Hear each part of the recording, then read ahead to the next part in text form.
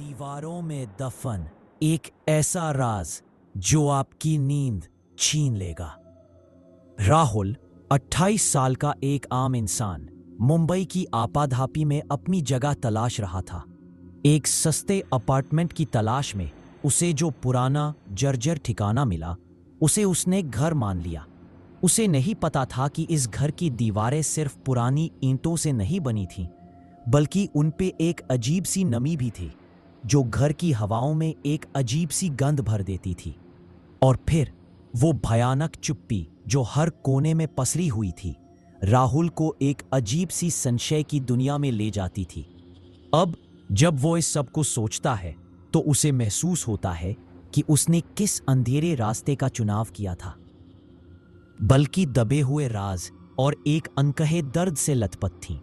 मकान मालिक की बेरुखी और पिछली किराएदार के अचानक चले जाने की बात ने उसके मन में अनजाने में ही एक बीज बो दिया था।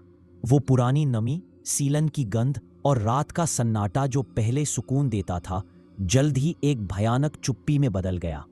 राहुल को नहीं पता था कि वो सिर्फ एक कमरा नहीं बल्कि एक दबी हुई सच्चाई के बीच रहने आया था जो धीरे धीरे उसकी रातों की नींद और मानसिक शांति छीनने वाली थी। उसकी साधारण जिंदगी एक ऐसे दुस्वप्न में बदलने वाली थी जिसकी आपने कभी सोचा है कि जिस घर को आप अपना कहते हैं उसकी दीवारों के भी अपने राज हो सकते हैं। ऐसे राज जो सिर्फ सुनने वाले को ही दिखाई देते हैं और एक बार दिख गए तो फिर कभी पीछा नहीं छोड़ते। मेरा नाम राहुल है, मैं 28 साल का हूं और ये कहानी तब शुरू हुई जब मैं मुंबई के भीड़-भाड़ वाले इलाके में एक सस्ती सी किराए की जगह ढूंढ रहा था। एक पुराना जर्जर सा अपार्टमेंट मिला तीसरी मंजिल पर। मकान मालिक ने बताया कि पिछली किराएदार अचानक छोड़कर चली गई थी। कोई कारण नहीं बताया। मैंने सोचा मुंबई है, लोग आते जाते रहते हैं। कमरा छोटा था, खिड़की से पड़ोसी की बालकनी दिखती थी और हवा में एक अजीब सी नमी थी, पुरानी लकड़ी की और सीलन की मिली-जुली गंध। पहले कुछ दिन तो सब ठीक रहा। काम से थक कर आता, खाना खाता और सो जाता। रात वो सन्नाटा मुझे सुकून देता था, जबकि बाहर शहर की आवाजें गूंजती रहती थी। मैंने धीरे धीरे अपना सामान जमाना शुरू किया, पुरानी तस्वीरों को दीवार पर टांगा, अपनी किताबों को अलमारियों में सजाया। लेकिन फिर मैंने उसे महसूस करना शुरू किया। एक अजीब सी ठंडक जो सिर्फ मेरे बेडरूम के एक कोने में थी, ठीक उस दीवार के पास जहां मेरा पलंग लगा था। रात को कभी कभी छत से पानी टपकने की धीमी आवाज आती, जबकि बारिश नहीं हो रही होती। मैं उठकर चेक करता पर सब सूखा मिलता। फिर वो फुसफुसाहट शुरू हुई, बहुत धीमी, इतनी धीमी कि लगता जैसे मेरे ही कान बज रहे हो या नींद में कोई सपना देखा हो, पर वो सपना नहीं था। पहले तो लगा कि ये मेरे दिमाग का वहम है। मुंबई जैसे शहर में जहां हर कोई अपनी दौड़ में लगा है, ऐसे वहम पालना बेवकूफ़ी लगती थी। मैंने हेडफोन लगाकर म्यूजिक सुनना शुरू किया ताकि वो फुसफुसाहट दब जाए, पर वो और तेज हो गई। अब वो सिर्फ एक बेनाम आवाज नहीं थी, बल्कि ऐसा लगता था जैसे कोई मेरा नाम पुकार रहा हो। राहुल, राहुल। आवाज एक छोटी बच्ची की लगती थी, बहुत धीमी, सहमी हुई, पर इतनी स्पष्ट कि मुझे हर बार चौंक कर उठना पड़ता। मैं पसीने से भीगा होता और उस कोने की दीवार से आती ठंडी हवा मेरे रोंगटे खड़े कर देती। मैंने दीवार को छुआ। वो सामान्य से ज्यादा ठंडी थी, मानो अंदर कोई बर्फ का टुकड़ा जम गया हो। एक अजीब सी सौंधी मिट्टी की गंध भी आने लगी थी, जैसे पुरानी कब्र की मिट्टी। मैंने कुछ दिन बाद अपने पलंग की जगह बदल दी, सोचा शायद लोकेशन बदलने से सब ठीक हो जाए। पर जैसे ही पलंग उस दीवार से दूर हुआ, फुसफुसाहट बंद हो गई। मुझे लगा शायद दीवार में कोई दरार है या पाइप का पानी रिस रहा है। पर जब मैं वापस अपनी पुरानी जगह पर लेटा तो वो फिर शुरू हो गई। ये सिर्फ आवाज नहीं थी। रात को जब मैं सोने की कोशिश करता तो मुझे अपनी आंखों के कोनों से कुछ हिलता हुआ दिखाई देता, एक पतली परछाई जो पलक झपकते ही गायब हो जाती। मैंने कमरे की लाइट जलाकर कई बार चारों तरफ देखा, पर कुछ भी नहीं मिलता। कभी कभी मेरी रखी हुई चीजें अपनी जगह से थोड़ी सी खिसकी हुई मिलती, जैसे मेरी किताब जो रात को पलंग के पास थी सुबह मेज पर मिलती, या मेरी चश्मे का डिब्बा जो हमेशा एक ही जगह रखता था अचानक अलमारी के कोने में मिल जाता। मेरे अंदर एक अजीब सा डर बैठ गया था जो मुझे नींद नहीं लेने देता था। मैंने अपने दोस्तों से बात करने की कोशिश की पर उन्होंने मजाक उड़ाया। अरे भाई, मुंबई में अकेला रहता है, लगता है भूत दिखना शुरू हो गए हैं। मैं जानता था कि यह मजाक से कहीं ज्यादा था।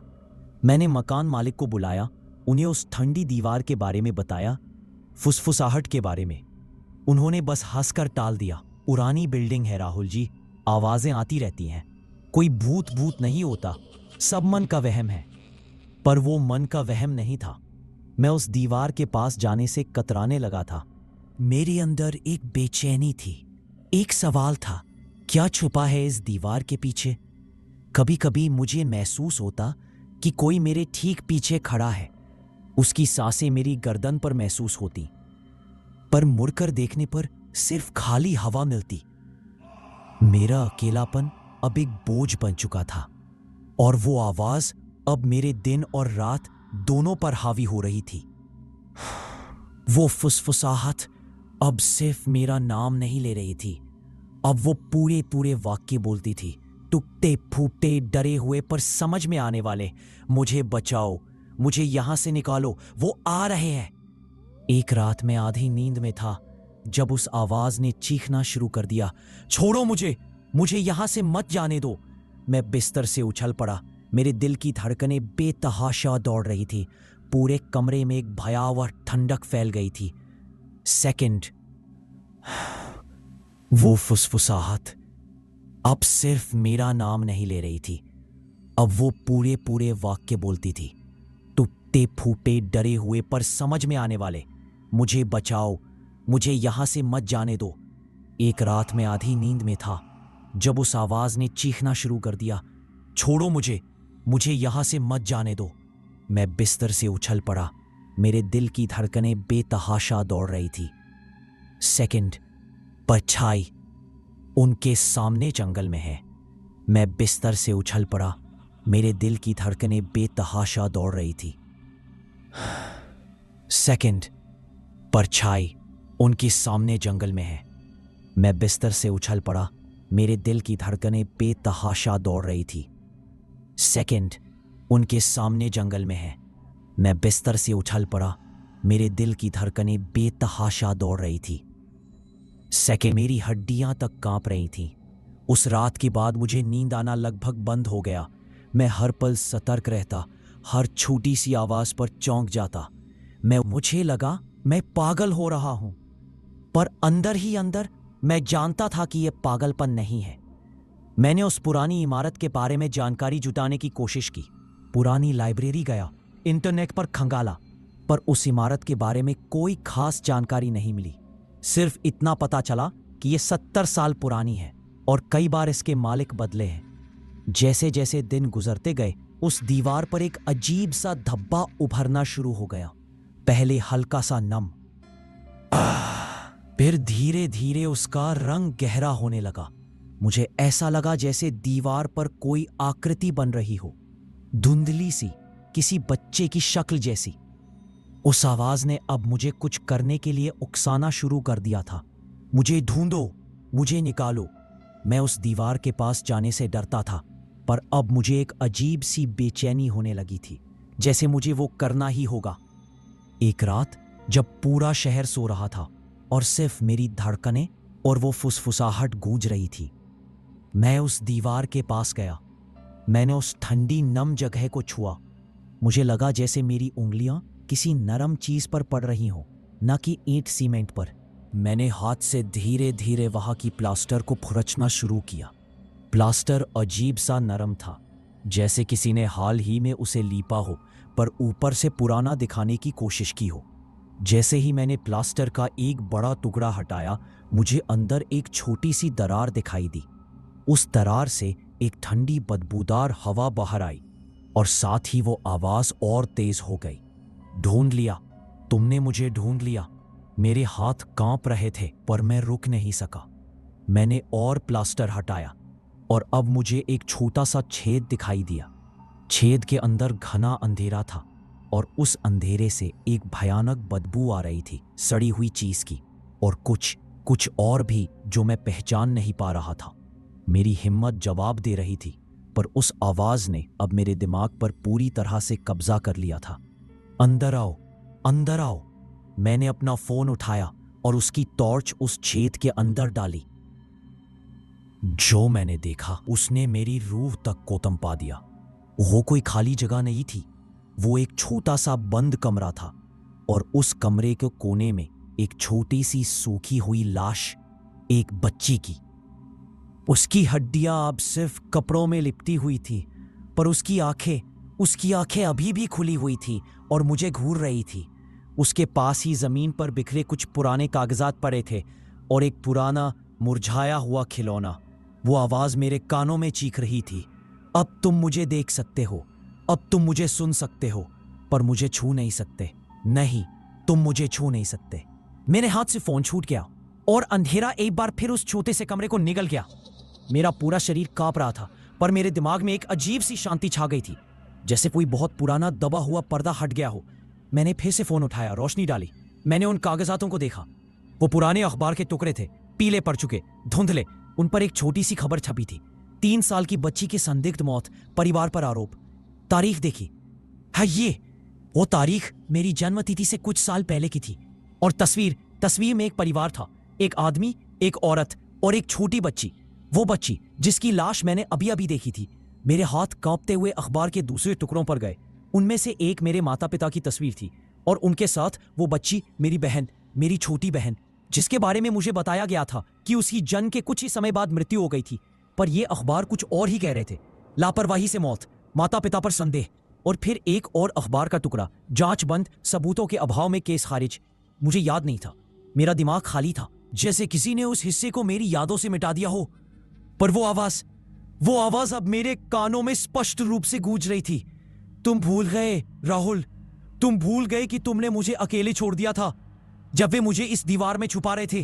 तुम कहाँ थे? तुम क्यों नहीं आए? नहीं, ये सच नहीं हो सकता। मेरे माता पिता ने कभी मुझे इसके बारे में नहीं बताया। उन्होंने हमेशा कहा कि मैं उनका इकलौता बच्चा हूं। पर ये तस्वीरें, ये अखबार और ये दीवार में दबी हुई सच्चाई। मैं अब कमरे के कोने में बैठा था, अपने सिर को दोनों हाथों से पकड़े हुए। मेरा पूरा बचपन, मेरा पूरा जीवन एक झूठ पर टिका था। वो छोटी बच्ची मेरी अपनी बहन, जिसे मेरे माता पिता ने गलती से या लापरवाही से मार दिया था और फिर इस दीवार में दफन कर दिया था। और मैं इस सब से अनजान था। शायद उन्होंने मेरे दिमाग से ये सब मिटा दिया था ताकि मैं एक सामान्य जीवन जी सकूं। लेकिन उस अपार्टमेंट की दीवारों ने, उसकी आत्मा ने मुझे धीरे धीरे सच्चाई की ओर खींचा था। वो फुसफुसाहट, वो ठंडक, वो परछाई, वो सब मेरी बहन की आत्मा नहीं थी, बल्कि मेरी अपनी दबी हुई यादें थी। मेरा अपना अपराध बोध था जो इस जगह की भयानक ऊर्जा के कारण जाग उठा था। वो बच्ची जो मुझे दिख रही थी, वो मेरी अपनी बचपन की परछाई थी, जिसने उस दिन अपनी बहन को खो दिया था और कुछ भी नहीं कर पाया था। मैंने एक चीख मारी। वो चीख मेरे गले से निकली, पर मुझे लगा जैसे वो आवाज उस दीवार से आ रही थी, मेरी बहन की आवाज जो अब मेरे अंदर समा चुकी थी। आज भी मैं उसी अपार्टमेंट में रहता हूं। मैं यहां से जा नहीं सकता। कैसे जाऊं? वो आवाज अब हर पल मेरे साथ रहती है। वो अब दीवार से नहीं आती, वो मेरे ही दिमाग में गूंजती है। मेरी बहन की आंखें जो मैंने उस अंधेरे छेद में देखी थी, अब मुझे हर जगह दिखती हैं। मैं जानता हूं कि वो कोई भूत नहीं है, वो मेरी अपनी सच्चाई है, मेरा अपना अपराध बोध है, मेरे माता पिता का वो भयानक राज है जिसने मेरे पूरे जीवन को झूठा बना दिया। मैं अब हर रात उस दीवार के पास जाता हूं, उस छेद को देखता हूं। मुझे पता है कि मैं उसे अब कभी बंद नहीं कर पाऊंगा, क्योंकि वो छेद अब सिर्फ दीवार में नहीं है, वो मेरे दिल में, मेरे दिमाग में बन चुका है। मैं अब सिर्फ एक शरीर हूं जिसमें 2 आत्माएं रहती हैं, मेरी और मेरी बहन की, जो अब मुझसे पूछती है, तुमने मुझे क्यों छोड़ दिया? मेरा चेहरा आईने में देखने पर मुझे अपनी आंखों में उसकी परछाई दिखती है, मेरी आवाज में उसकी फुसफुसाहट सुनाई देती है। मैं अब अकेला नहीं हूं, मैं कभी अकेला नहीं हो पाऊंगा। वो सोधी मिट्टी की गंध, वो ठंडी हवा, वो दबी हुई चीख, सब मेरे अंदर समा गया है। मुझे लगता है उस मकान मालिक ने शायद इसीलिए कुछ नहीं बताया था, क्योंकि वो जानता था कि इस जगह की आत्मा, इसकी सच्चाई सिर्फ सही व्यक्ति को ही ढूंढती है, और वो सही व्यक्ति मैं था। जिसने अपनी ही बहन को खोया और भूल गया। क्या आप वाकई अपने घर के हर कोने को जानते हैं? क्या आप जानते हैं कि आपकी अपनी यादों की दीवारों के पीछे क्या क्या राज दबे हो सकते हैं? कभी कभी जो चीजें हम भूल जाते हैं वो सिर्फ इंतजार करती हैं कि कोई उन्हें फिर से जगाए, और फिर वो हमें कभी अकेला नहीं छोड़ती। अब मुझे कोई डर नहीं लगता, सिवाय इस बात के कि मैं अब कभी राहुल नहीं रहूंगा। मैं अब वो हूं जो अपनी बहन का साया है, उसकी भूली हुई चीख है। अब सिर्फ उस दीवार में छुपा हुआ राज हूं जो हमेशा के लिए मेरे अंदर